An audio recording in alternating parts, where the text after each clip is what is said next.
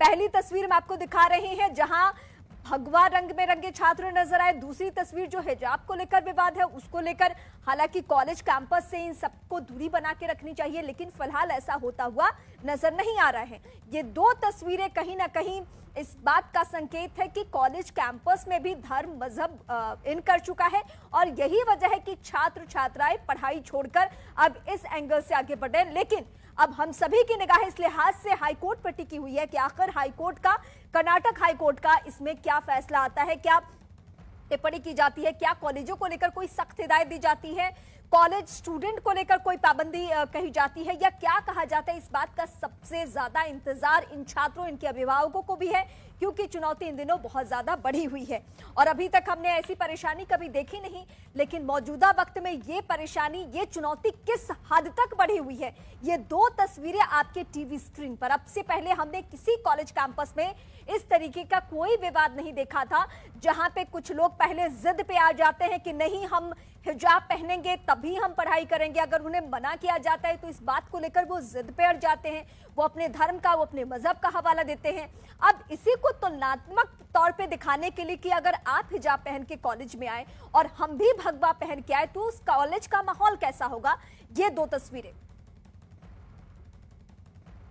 You could come to the college wearing hijab and then remove it in the restroom and then sit in the classes without wearing hijab. But now they aren't allowing us inside the college wearing hijab. You removed hijab yesterday and you went. No, we didn't. You were sitting in different. We were sent back. Like all the students were sent back. They are not allowing saffron. Came with the students with the saffron, and they are not also allowing you. They're not allowing us. What the management is saying? We don't know. I don't know what is the problem. We just came to study. Then, your name? You are saying. Aisha. You are saying. Aisha. You are saying you came to study. What if they ask you to remove the hijab again? We are not going to do that. Why? We're not going to do that. It's our pride. We just can't remove it because they ask us to. So you wear the hijab and you want to go into the class? Yeah. Your name? Aisha. Madam आज हमारा exam है। इधर घूमिए please. आज exam है आपका? हाँ, क्या एग्जाम है? आज हमारा केमिस्ट्री लैब एग्जाम है। अभी नहीं छोड़ रहे हैं? नहीं छोड़ रहे, इतना बड़ा ताला लगा हुआ है इधर। आपने पूछे क्या कॉलेज से क्या कॉलेज करेंगे या नहीं? डरपोक लोग आएंगे तो ना। आज एग्जाम है और बच्चे की आंखों में आंसू है। उसके अभिभावक को सोचना चाहिए कि क्या इस कॉलेज कैंपस में भी धर्म का एंगल पहुंचना चाहिए। क्या बच्चों को हम अब ये शिक्षा देंगे कि कुछ बच्चे भगवा रंग में पहुंचे और कुछ बच्चे हिजाब पहन के पहुंचे। इन सब के पीछे उन अभिभावकों की सबसे बड़ी जिम्मेदारी बनती है जो अपने बच्चों को सिर्फ और सिर्फ शिक्षा के लिए भेजते हैं, शिक्षित होने के लिए भेजते हैं, ना कि मजहबी शिक्षित होने के लिए भेजते हैं वो स्कूलों में, कॉलेज में। ये दो तस्वीरें आपके टीवी स्क्रीन पे। इस बीच हमने कोशिश की कि छात्रों की बातें भी आपको सुनवाएं और सबसे महत्वपूर्ण पहलू क्या निकलकर सामने आया कि इससे शिक्षा व्यवस्था प्रभावित, क्योंकि आज एग्जाम है, केमिस्ट्री लैब का एग्जाम, जो कि वो बच्ची बता भी रही थी, लेकिन इसके जरिए उसकी आवाज किस तरीके से निकल रही थी, वो कितनी परेशान थी, ये आप देख रहे हैं। विक्रांत इस वक्त हमारे सहयोगी हमारे साथ जुड़ चुके हैं। विक्रांत, ये तो परेशानी की चुनौती बहुत ज्यादा बढ़ चुकी है, क्योंकि अब कुछ बच्चे हिजाब की तुलना में वो भगवा पहन के पहुंच चुके हैं, लेकिन इस बीच हाईकोर्ट में सुनवाई भी।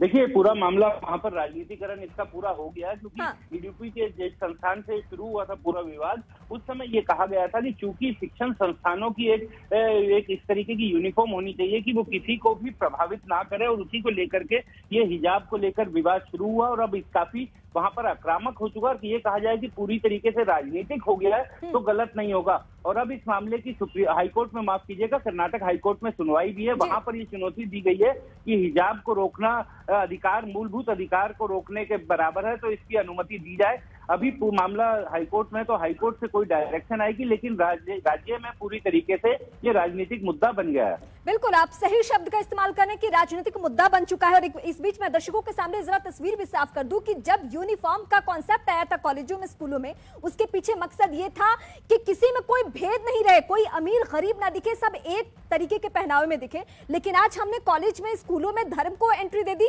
इस बीच आपको क्या लगता है विक्रांत, अगर आपकी कर्नाटका में किसी से बात हुई हो, तो क्या कुछ पार्टियां भी अब अलग अलग एंगल से आ रही है जिससे बच्चे के शिक्षा व्यवस्था पे सबसे ज्यादा प्रभाव पड़ रहा है?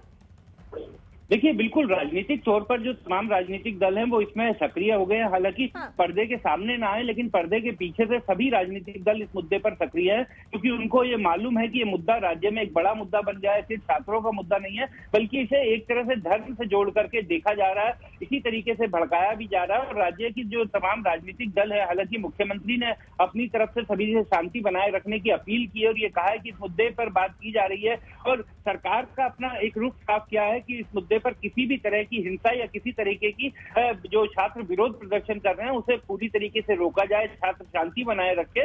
लेकिन बावजूद इसके पर्दे के पीछे से जरूर राजनीतिक दल इस मुद्दे को हवा दे रहे हैं और यही कारण है कि हम देख सकते हैं कि तमाम दोनों ही पक्षों के लोग एक तरह से सड़क पर उतर करके विरोध कर रहे हैं, हिजाब को पहनकर भी और भगवा लेकर भी। तो पूरी तरीके से मुद्दे का राजनीतिकरण राज्य में होता हुआ दिखाई दे रहा है।